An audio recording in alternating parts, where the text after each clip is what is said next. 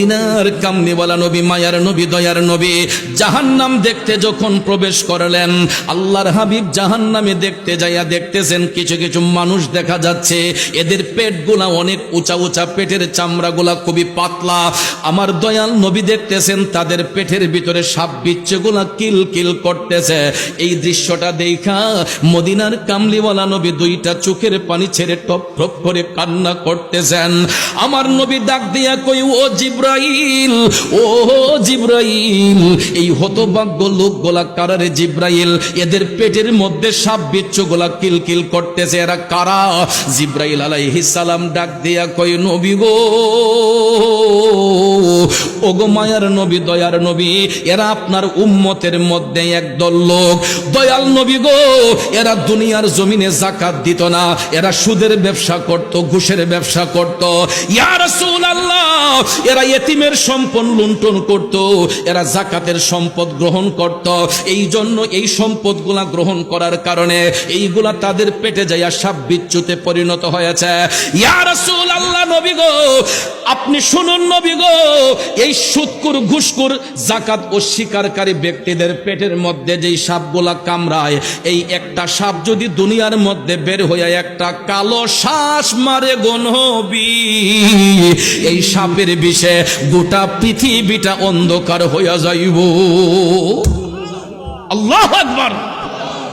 সুদকুর, ঘুষকুরের পেটের মধ্যে যেই সাপে দংশন করে, যেই সাপগুলো আছে, জিব্রাইল আলাইহিস সালাম কই, ইয়া রাসূলুল্লাহ, একটা সাপ বের হইয়া যদি একটা কালো শ্বাস মারে, এই সাপের বিষে গোটা পৃথিবী অন্ধকার হয়ে যাবে। তাহলে চিন্তা করে দেখেন এই সাপগুলা কেমন বিষধর সাপ। আর ওই সুদকুর, ঘুষকুর যারা, আমার মনে হয় অনেকে রাগ করতেছেন, কষ্ট পাইতেছেন। আল্লাহ কুমরুন, সত্য কথা তিতা লাগে। আমার কিছু বলার নাই, কিছু করার নাই, কারণ আমার এই বিষয়ে কথা বলার জন্য কমিটির পক্ষ থেকে বলা হয়েছে।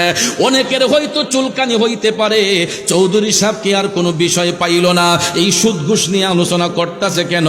কারণ বর্তমানে তো এই দেশের মধ্যে সুদ ঘুষের ব্যবসাটা একটু রমরমা ব্যবসা। কথা কোন ঠিক কিনা? এ নবীর প্রেমিকেরা, আপনারা লক্ষ্য করে দেখবেন, সুদ যারা খায়, ঘুষ যারা খায়, যারা যাকাত দিতে চায় না, এদের টাকাটা কেমনে আমার আল্লাহ ছিনাইয়ে নেই। দেখেন অনেক সময় দেখা যায় কলিজার নিচ দিয়া হালকা হালকা করে চিনচিনাইয়া ব্যথা করে, ঠিক নিও। ডাক্তারের কাছে গিয়া গ্যাস্ট্রিকের বড়ি আনে, কয় হাই পাওয়ারের বড়ি দাও, কয় এই 20 পাওয়ারে কাম হয় না, 40 পাওয়ার দেও। গ্যাস্ট্রিকের বড়ি খায় ব্যথা নির্মূলের জন্য, কথা বলেন। তারপরও দেখা যায় কোনো কাজ হয় না, কয় খাবার খাইলে এটা উপরে উঠতে হয়, কথা বলেন।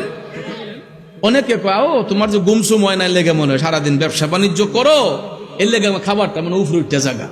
কয় না, ও ভালো ডাক্তার দেখাই তুইব।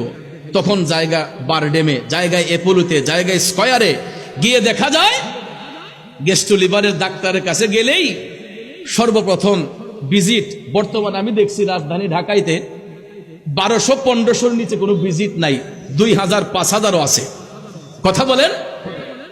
এই ব্যথা নির্মূলের জন্য গ্যাস্ট্রো লিভার ডাক্তার সাহেবের কাছে গেলেই সর্বপ্রথম এই টাকাটা দিয়ে আগে কথা কইতে হয়। এও কথা বলা যায় মাত্র 5 মিনিট 10 মিনিট, রোগীর সিরিয়াল সকালবেলা দিয়ে সারাদিন বসে থাকতে হয়, কথা কোন ঠিক কিনা ভাইয়ের আমার। তারপরে দেখা যায় 2000 টাকা ভিজিট দিয়ে চিকিৎসা করার পরে সর্বপ্রথমই ডাক্তার সাহেব লেখে, আপনার কয়েকটা টেস্ট করতে হবে। সর্বপ্রথম হৃদয় এন্ডোস্কোপি, কথা কোন। গ্যাস্ট্রো লিভারের ডাক্তারের কাছে গেলে এন্ডোস্কোপি, তারপরে আরেকটা দেয় ফাইব্রোস্ক্যান, ফাইব্রোস্ক্যান দেওয়ার পরে আরেকটা দেয় আলট্রা, এরপরে আবার বলে আপনি একটা এই করেন, ব্লাডটা একটু টেস্ট করেন, আপনার কোলেস্টেরল আছে কিনা একটু টেস্ট করতে হবে, ঠিক না ঠিক? এইরকম 4-5টা টেস্ট যখন দেওয়া হয়, শুরুতেই দেখা যায় 10,000-15,000 টাকা চলে আসে এই টেস্টের ফিস, কথা বলে না। এক গরিবের টাকা মাইরা খাইলে, ইতিম মিসকিনের টাকা মেরে খাইলে টাকাগুলা কেমনে যায় দেখুন।